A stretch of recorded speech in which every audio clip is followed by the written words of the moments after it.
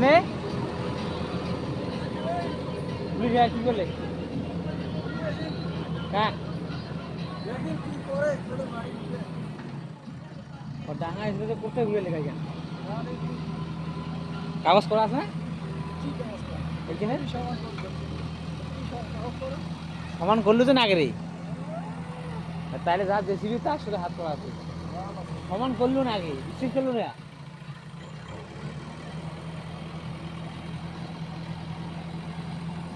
যদি ট্রলি থাকিলে তাহলে ধরে গেলে